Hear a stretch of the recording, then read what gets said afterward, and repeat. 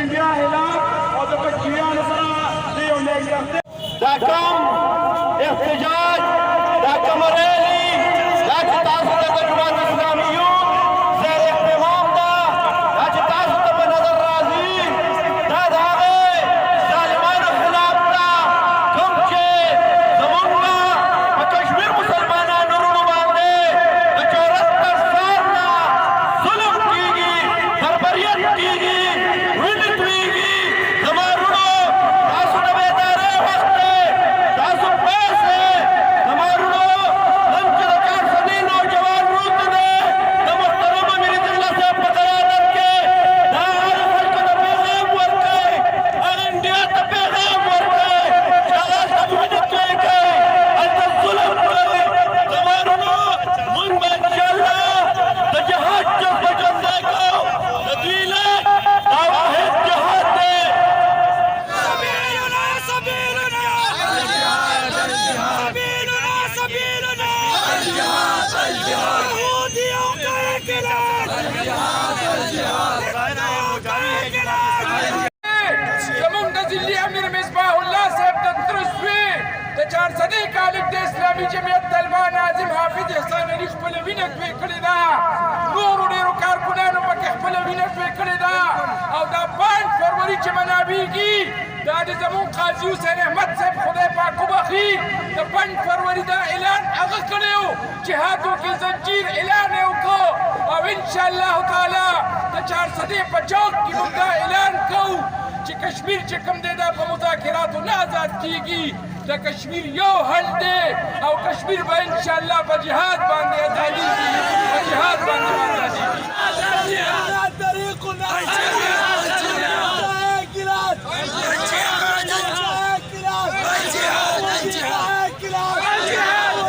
دا موجوده حکومت دا په دې وخت کې مکمل په خارجه پالیسۍ کې ناکام دی د کشمیر په ایشو حوالې سره او بالکل زه چې په اقوام متحده کې کوم تقریر وکړو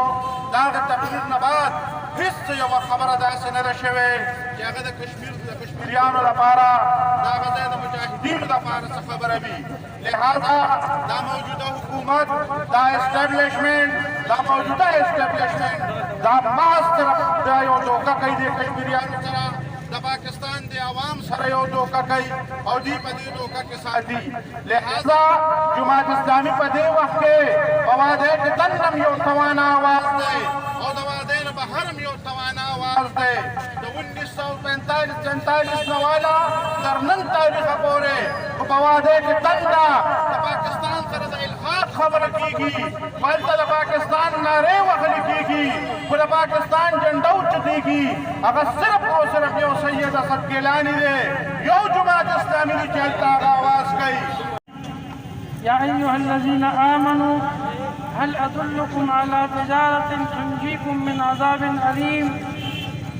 تؤمنون بالله ورسوله وتجاهدون في سبيل الله بأموالكم وأنفسكم صدق الله العظيم. زمانة چاسدی ډیرو غیرتمند ځوانانو د جې آی یو چاسدی ځوانانو او د هغې تنظیم ته خراج تحسین هم پیش کوم چې نن دا ښکلې او بھرپور مظاهره د کشمیر د مسلمانانو سره د اظهار یکجهتۍ لپاره وکړه. شهرت ترسان وشو چې د کشمیر مسلمانان د غلامۍ په زنځیرونو کې دي. موږ په دې خبره پوهیو چې کوم آزاد کشمیر آزاد شو دا د پښتنو او دا د مجاهدینو په جهاد باندې آزاد شوي دي او چې دا کوم کشمیر بند دی دا هم د جهاد نه بغیر په بله لاره باندې نه آزادېږي. موږ ډېر په افسوس سره وایو په 3 اګست 2019 باندې مودي حکومت کومه فیصله وکړه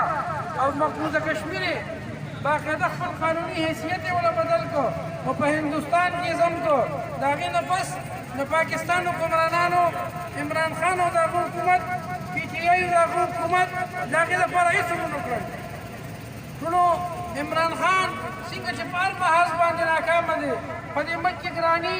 د هغه په حکومت کې زیاته شوه په دې ملک کې بېروزګاري د هغه په حکومت کې زیاته شوه په دې ملک کې